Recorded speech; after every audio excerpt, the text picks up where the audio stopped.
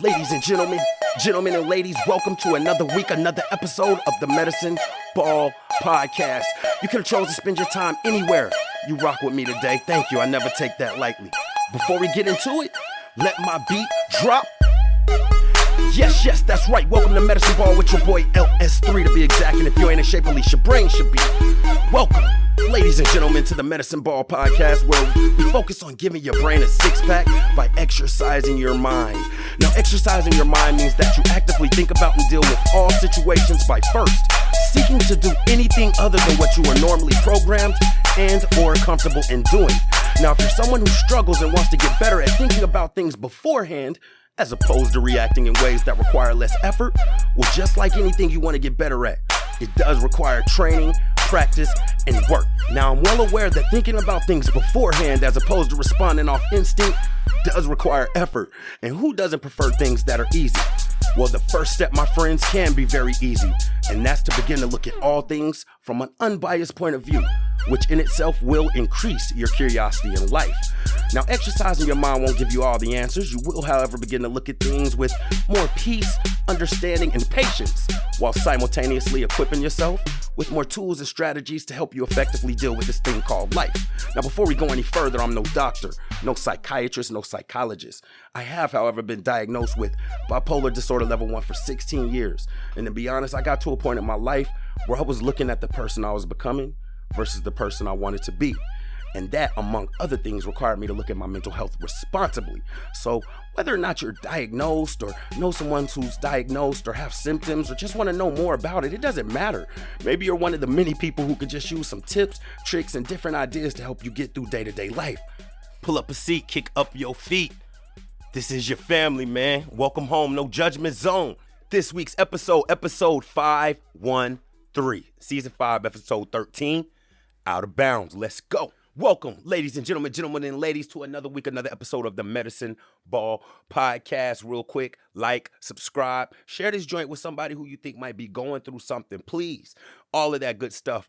While you're at it, go follow me on all social media platforms at Medicine Ball LS3. You can also check out that website, www.medicineballls3.com. Please, on Facebook Marketplace as well as my Instagram, I still have merchandise available in my shops. Go in and go support your boy. I appreciate it. Next week, hopefully, you know what I'm saying? Like I said, I'm trying to get my a couple of speakers who are doing good things for the community. One of them, well, both of them are my brothers, man, but one of them is my line brother, Vay, and the other one is my older frat brother, Quill. They are heavily involved with philanthropy, community service, and all of that good stuff. Very valuable, very good men. That will be coming up here in this season. Follow my guy Mamba as well. That guy Mamba, man, that man is always so popular, so much more popular to me, so much easier to promote his stuff. But go follow him. Like, subscribe, share, email me, hit me up, all that good stuff. The Wisdom app too. I'm answering questions right now. I have about like 30 questions in there. It was about 60. I'm chopping wood because the responses are posted to my profile, and you know, you can get likes, engagement, things of that nature with them. So I try not to just blow through them. I try to sit down and take time out and be in the right mind space to answer those for you. With nothing else, I think that's all, man. Let's just go ahead and get to this episode. This week's episode, man, Out of Bounds. So I remember, you know, shout out to my mom. I always say this. She was real big on having us be involved in, like, not just sports, but any activity. And amongst those was Tang Sudo, which is an actual art form of, I don't want to say like attack, but self-defense. We're going to get into that. You know what I'm saying? It's subjective. But some type of martial art. And the particular dojo that I was with, like, and they may all be like that, but they were the real deal. And by that, I mean, like, once a year, there was this competition, this karate competition. Like, I'm sure if you go on YouTube right now, you could just, like, Google it and look it up. And I mean, like, it would be similar to something with the wrestling competitions where there's mats all over the gym and whatnot, but we're not wrestling. We're dealing with karate or martial arts. I don't want to, because it wasn't karate. Martial arts. So this particular one, I was reasonably young, but I had been, you know, dealing with Tang Sudo for a couple of years, and I want to say maybe a yellow or orange belt, which was still pretty low, but I was to the point for my age group, and I have proof of this, right? I dare anyone to challenge me. I'll send you the trophy pics. They over at my mother's house. I go grab them joints and take the picture, right? But anyway, they had this competition, and for my age group, it was broken down into two, right? So I actually had an opportunity to win two events or get two trophies. And one of them was form. And for those of you all who aren't familiar with that, form is where you just kind of go through these particular and I want to be careful about it because I don't want to offend anybody. And I took it very, very seriously, and it's very serious. But it's like you go through specific movements, right? So, for instance, if you're as Mamba grabs on something, I'm about to have to enter. No, big guy. No, no. So, if you're, let's just throw out an arbitrary white belt, right? And you're doing a form, it might consist of 8 movements. And the first movement might be a high block. The second movement might be a low block. The third movement might be a straight punch. The fourth movement may be to turn around, then to go back into a high block, low block, straight punch. And, there's various levels of movements and, these forms. They call them forms that you go through, right? And then they had the scrimmage, right? You're fighting somebody, a spar. I wouldn't even call it a spar. It was a fight. They put the pads on and everything, but we were younger, so it wasn't as serious at our age. And so I actually won in my age for what I was doing, the form competition at that aspect. But I got second place in the sparring, or yeah, I'll call it the sparring competition. And I remember this vividly. Like my mom really looked out, so I had the arm pads and everything on. I had on my it wasn't a gi, but it was a uniform, right? And I remember going against this kid. And now, mind you, I'm younger. I had just went through my form, and my form incorporated block moves, right? So I'm throwing some blocks out there. And now, mind you, like this person is not from my particular dojo. I don't know them from a can of paint, and they're not doing the same martial art that I'm doing, right? So this dude come out there with the kick, kick, kick, kick, and I'm blocking him. And as I'm blocking him, I'm backing up, but I'm not paying attention to that. I understand, right? Follow me. And he throws a low kick, and it was a perfect block. Perfect block. Like it wasn't even a slip off block or nothing. It was a perfect block. And they awarded him the point. And I was like, how did he get the point on that? And the referee at that time proceeds to let me know that, yeah, you blocked it, but you was out of bounds, right? So, boom, let's just build on that. Because we're going into boundaries and out of bounds and things of that nature. So, in combat sports, so like boxing, MMA, you know what I mean? Anything where it's like some ropes or something like that, the boundary lines are there for a couple of reasons. But let's focus on just a few things, right? The first one is in MMA, they actually score you, the judges score you, and I think in boxing a majority time based on aggression, right? So even Floyd Mayweather, let's say that everybody says Floyd runs. How does he win these fights?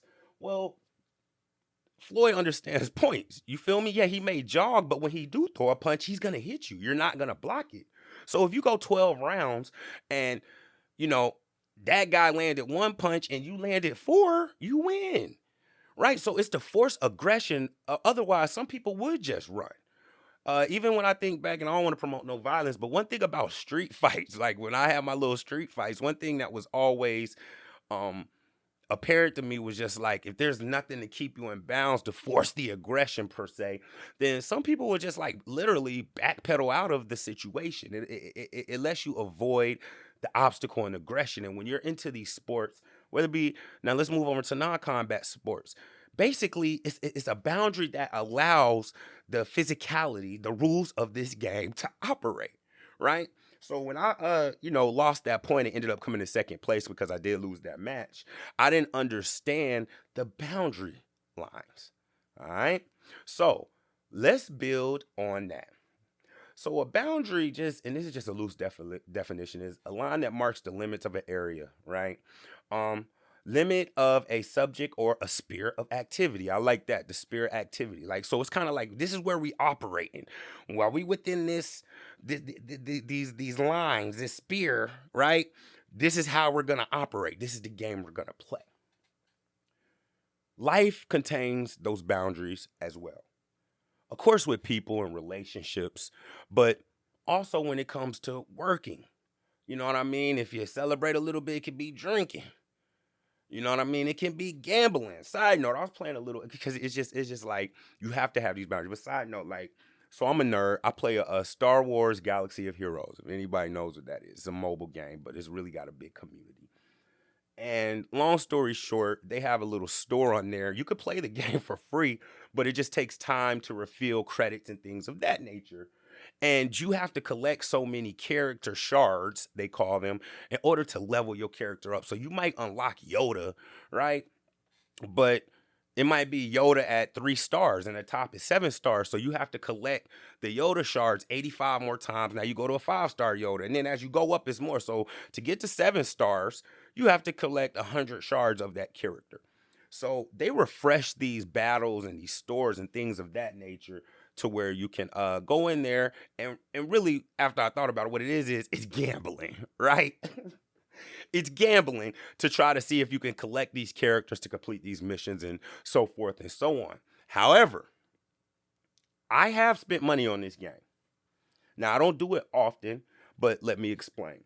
I know I often talk to my friends and I'll be like, yeah, I don't be playing video games as much. But even as I'm having this conversation, I don't know if that's true. I just play them differently, right? But I realized, like, for instance, I play NBA 2K. I even had an episode where I was so engrossed into it because I've been playing it for so many years. Y'all can go check that out. But that costs a substantial amount of money. So, when I have spent money on this Star Wars games, it's something like $4.99. Like, I think I might have spent in total maybe $20 on the game, which I'm okay with because I realized that if I had purchased the NBA game, it would be $60 for that, plus $50, $60 for whatever else you got to add on to try to build and create your player. But the point of that is boundaries, right? You got to have them outside of just relationships. And I love that saying that too much of anything will hurt you. I don't want to say kill, but it will hurt you. It can't kill you, right? So let's talk about these relational boundaries, right? So we're going to break this down into 3 topics: boundary setting, right? We're gonna talk about how it helps you to maintain healthy relationships. We're gonna talk about how it can help your physical and emotional mental well-being, and we're gonna talk about how it can also help you to develop yourself on the aspect of personal growth. All right. So let's get into the first point. Okay, so boundary setting is essential for maintaining healthy relationships. Now, well, I'm gonna hold off for a second because that could possibly go into the second point, which is, how to protect your emotional and mental well-being. But let's speak to it. So I know a lot of times as a believer, whether I'm dealing with talking to my mom or my brother or a friend arbitrarily, or I might be in situations where I'm discussing a situation I have going on with another person to, somebody different, and not in a gossipy way, but just might be like, hey, yeah, I'm at the studio waiting on this man. I've been waiting an hour, something like that. And a lot of times I find that most people, and I'm aware of it, and this lets me know humbly that I'm going in the right direction, are like, why, if it was me, I wouldn't do that. Or why do you put up with that? Or, man, that's too much. That's making me upset. And if it's not bothering me, then I know, because I purposely try to go above and beyond. We talked about empathy and things of that nature.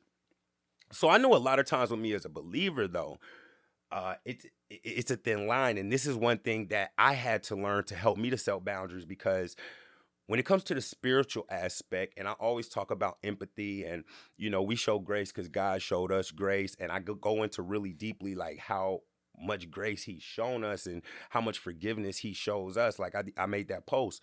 The Bible don't say keep the same energy. It say pray for your enemies. We should be glad He don't keep the same energy with us, right? And what I have run into is that there are situations where it's a thin line, because you could end up in a toxic or verbally abusive or mentally abusive situation trying to, I don't want to say captain save them, but just like trying to offer too much grace or overextend yourself. Now, again, if you listen to this podcast, man, and this your first episode and you're hearing me say this, don't do none of this stuff. You need to go back and listen to a couple of episodes first, because people, us as humans, we tend to take stuff and run with it. Now, when it comes to boundary setting and maintaining healthy relationships with other people, I'm just going to focus in on just because there's multiple things you can do, but I want to give y'all a start. I want to focus in on the main thing that I have experienced, and when I coach people, I hear breaks down when it comes to the boundaries of relationships and dealing with people, and that is communication. It is the rules of engagement for communication. Like, we can't even really get nowhere else. And I think sometimes a lot of people who get in these relationships and things of that nature, they blow right past this stuff because mentally lazy or not, but it's just easier to assume, right? Or easier to get caught up in maybe looks or, intimacy or something like that. It's easier to do that, and it's gonna come back to bite you, right? So let's speak on it, right?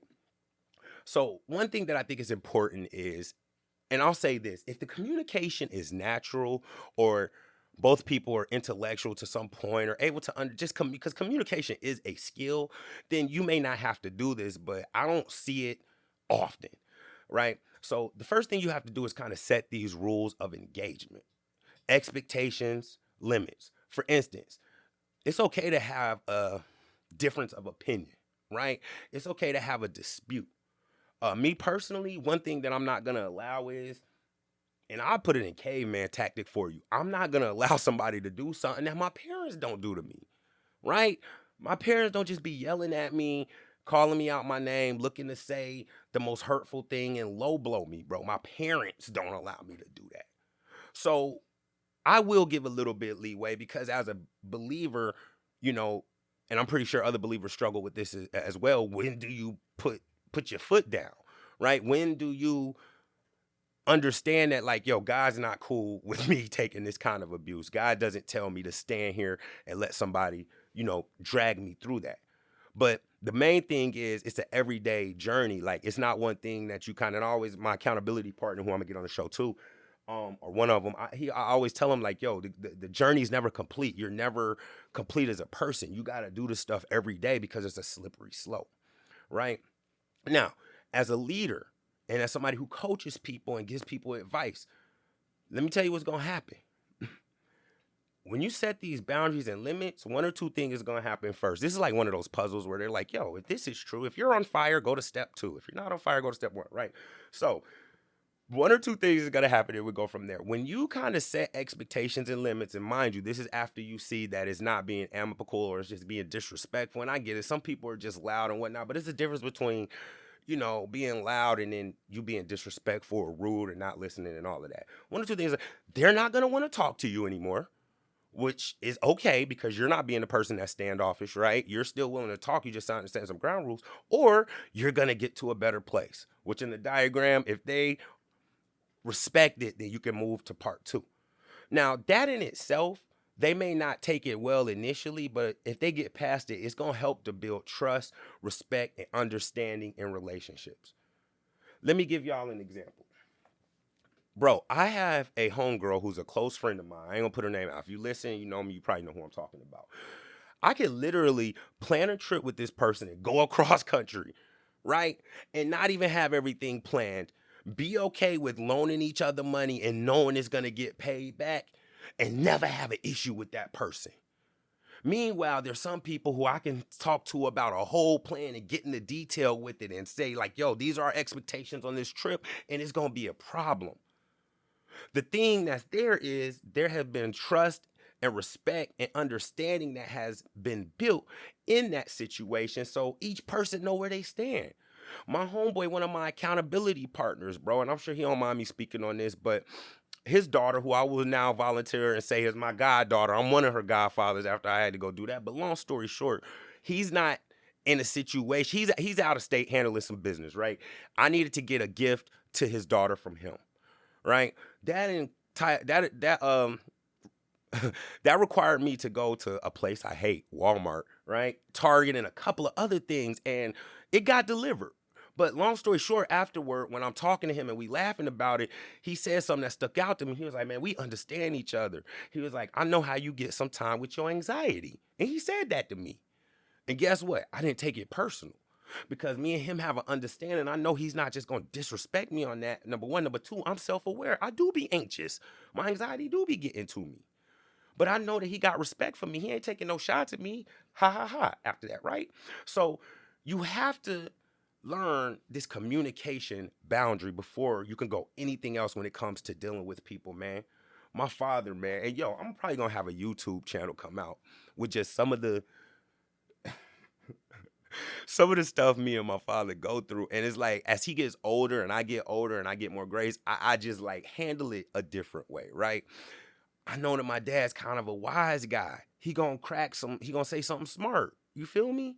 I know that he's a showman. So if there's company or at an event or something, he gonna be a little bit different, right? But because I know that I handle him a certain way. You feel me? Like this is the same guy who saw one gardener snake put down some snake repellent and changed the whole ecosystem around my house. You feel me? But it's just like I'm not gonna yell at him. I'm not gonna do anything that's gonna stress him out. And it's a constant battle. Like sometimes I'll be like, yo, this is just old people stuff, right? But I still understand what I'm getting from him. And when you do this, when you focus on the communication aspect first and have boundaries and rules about how you're gonna communicate, it's going to eventually reduce misunderstandings and conflicts, because things that would normally be misunderstanding and conflicts you'll find are just normal conversations that y'all had that wasn't even a big deal because y'all have understanding and boundary setting on your communication. So that's the first one. Boundary setting being, essential for maintaining healthy relationships. And I just locked in on communication. There's a bunch of other things you can do. You know what I'm saying? A lot of people call them standards, right? Now, standards be a little bit more selfish. I'm just going to keep it real with you. A boundary, we coming from a more righteous aspect, all right? Let's get into point number 2. The boundary setting and the importance of it to attack your, emotional and mental well-being. Bro, I said this in the last episode. We have to be mindful of the self-talk that we give ourselves. A majority of the time, people are pre-programmed to giving themselves negative self-talk, right? I know me personally, I just talked about my anxiety. If I don't monitor, and the whole idea is you got to be aware of this stuff, right? You can't just fly through it. But if I don't monitor my anxiety, it'll get the best of me. You know what I mean? So for instance, me, whenever I start getting agitated or annoyed or anxious, I have to every time, y'all, because it's work when it comes to this. I have to ask myself, like, bro, why are you really annoyed by that? Is that really a good reason to be annoyed? Is it just something that's just, inconvenient? And you have to set limits on what's acceptable behavior and communications to avoid situations that can just drain you, right? You have to be aware of what you will accept as an environment, because we talked about this earlier on. We all have some type of triggers. Some are more damaging than others. Some are more apparent than others. But we all have things that will trigger us for anxious. Man, one young lady I was dating, bro, by me saying that's weird, that triggered her for some reason. You feel me? So we all have triggers and whatnot. But we have to understand boundary settings and what we're going to be willing to accept to do to ourselves, from ourselves and from other people, because it's going to cut down on a lot of those stresses and anxieties and energy drainings. Let me give you an example. Fear. If you let fear run you, bro, that will drain you, and then you will start to doubt yourself. If you don't challenge the negativity that you may sometimes feel about yourself in situations, or at least look at it to see if it's correct, it will drag you. The mind is a powerful and a amazing thing made by the creator himself, right? Bro, if that joint is gonna run. You don't have to tell it to breathe. You don't have to tell it to blink your eyes so your eyes can be wet. You don't have to tell it to do none of that. So if you don't think, your brain's not gonna just sit there and be inactive, right? So we have to be aware of that. Now, when it comes to that, and this one is going back kind of to like setting boundaries with people, but it's for yourself as a believer, right?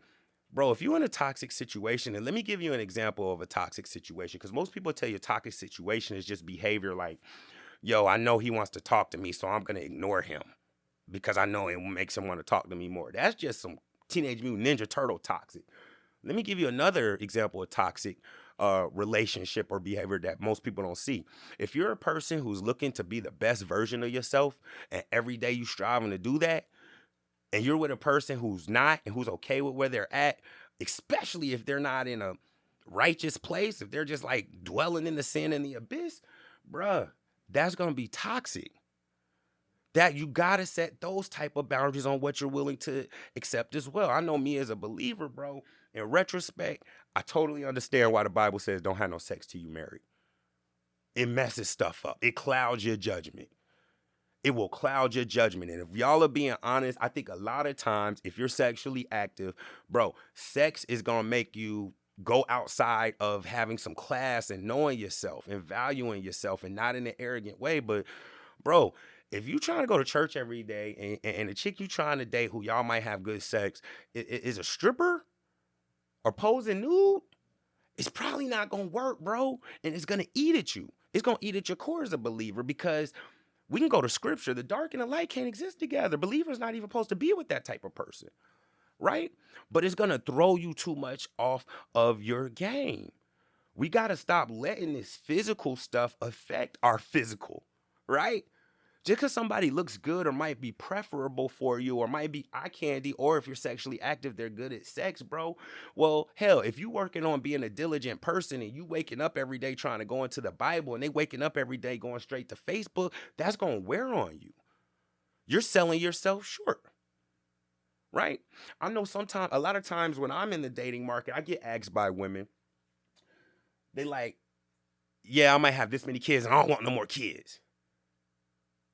And I'm gotten to a better place, which I'm not going to get into now, but it's just like, they really got to leave it up to me. But I have to ask myself, like, is that something that I could really do? Can I really be with somebody long term and have to just deal with their kids and not have any more kids? We have to have these boundaries and limitations on ourselves.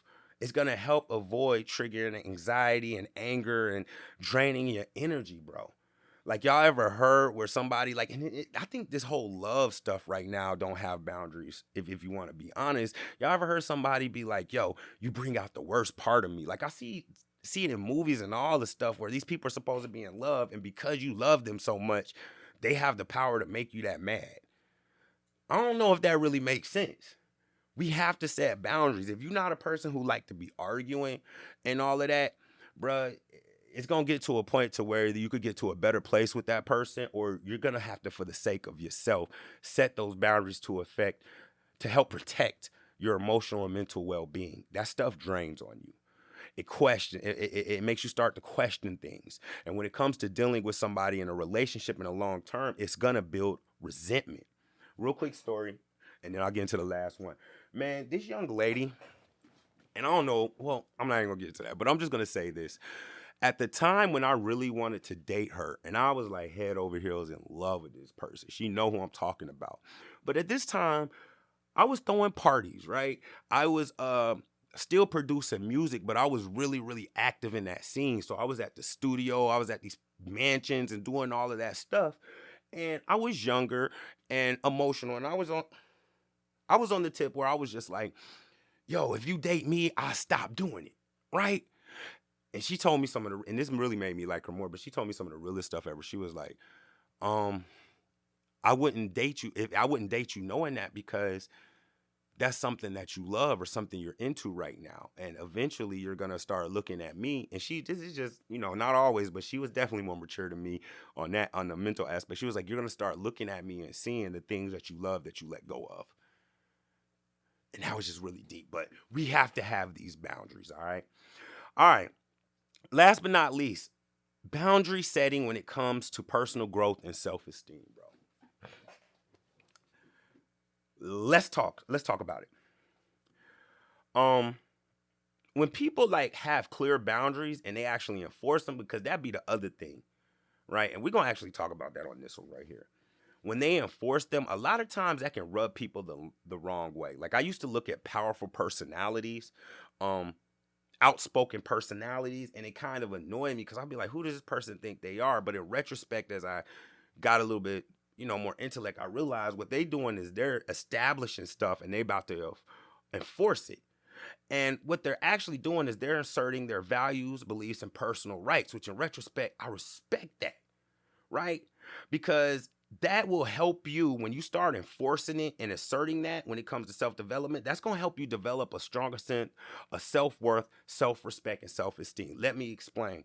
For instance, before I started getting on my spiritual journey and all of this stuff, like I just told y'all, man, I used to be in the strip club all the time, bro. Just like, and I ain't even really like the strip club. I was just there because my people was there.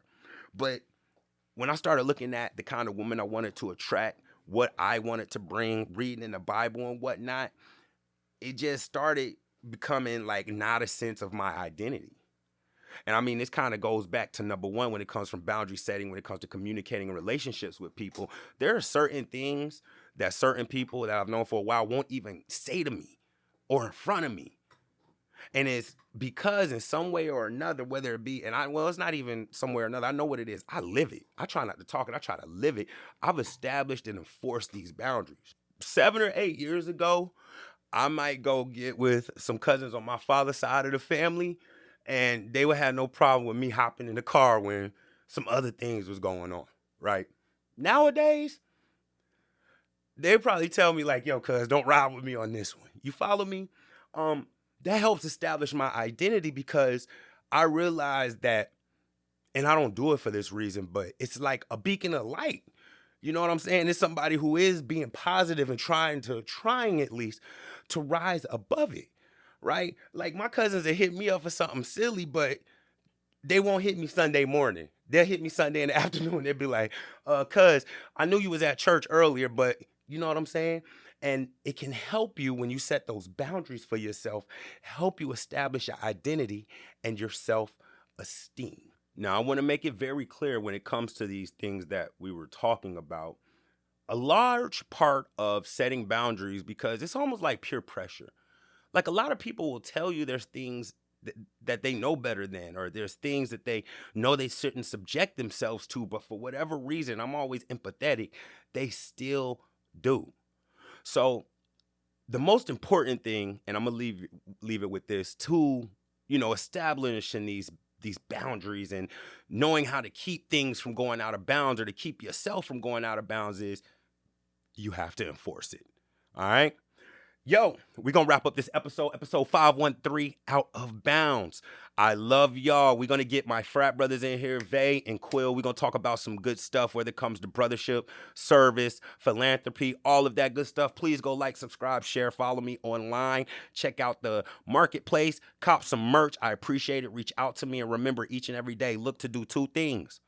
Lessen the suffering of somebody else and learn something. Until next week, I love y'all. You got this. Stay up. Yeah.